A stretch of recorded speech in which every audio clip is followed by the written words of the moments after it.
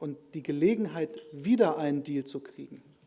Можноста повторно да се добие некој договор може воопшто и да не дојде, но и во случај да дојде, тој договор нема да биде подобар. Ова е пораката на Берлин до политичарите и до граѓаните на Северна Македонија, што би се случило доколку актуелниот модифициран француски предлог за надминување на бугарската блокада не помине во земјава. Проценката испорача Мануел Сарацин, специјалниот представник за Западен Балкан на Германија, една од клучните и навлијателни земји членки на Европската Унија. Денеска и тој од Скопје, како и председателот на Советот на Европската Унија вчера, уверуваше дека најчувствителните елементи за македонската страна, јазикот и идентитетот, не се загрозени на каков било начин во предложениот документ. За мене лично е многу важно овој процес со Северна Македонија да се случи.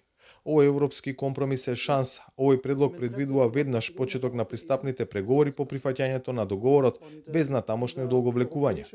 Можам да ја разберам критиката за овој предлог и можам да ја разберам грижата за сопствениот идентитет и јазик. Националниот македонски идентитет и македонски јазик се јасни за Германија, но со овој предлог тие се сочувани. Сега е дојден моментот да го направите следниот чекор. Посетата на Сарацин, како и она на Шарл Мишел, се смета за мисија на Унијата за охрабрување на државата да го преземе чекорот и да се деблокира евроинтеграцијскиот процес, што би било позитивен сигнал за регионот во исклучително турбулентен период по руската агресија врз Украина и ефектите врз Западен Балкан. Владата, која е под притисок на опозицијата и секојдневните протести кои веќе стануваат насилни, повикува на рационалност, мудрост и искористување на оваа шанса. На чекор сме од историска можност за отпочнување на преговорите без дополнителни одлагања, со заштитен македонски јазик и македонски идентитет, без никакви додавки. Сега кога работите се конечно поместени од мртва точка, кога се отвараат вратите за нас за да продолжиме по европскиот пат, за да ја направиме Северна Македонија подобра, поотворена и на иста маса со високо развиените демократски држави, како и со нашите НАТО сојузници, потребна е рационална и одговорна одлука.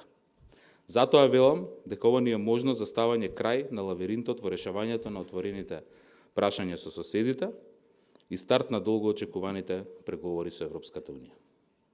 Пред нас имаме европски предлог за отпочнување на преговорите со Европската Унија кој ги вклучува сите македонски позиции и забелешки со кои преговорите ќе започна веднаш по неговото одобрување. Не знам на кого би му одговарало или на кого би му одело во прилог државата да оставиме во неизвестност и можности за турбуленции од надворешни и внатрешни влијанија. Проценките на владата, но и на европските престолнини се дека секое натамошно одложување значи чекор назад и дека времето не работи за Северна Македонија.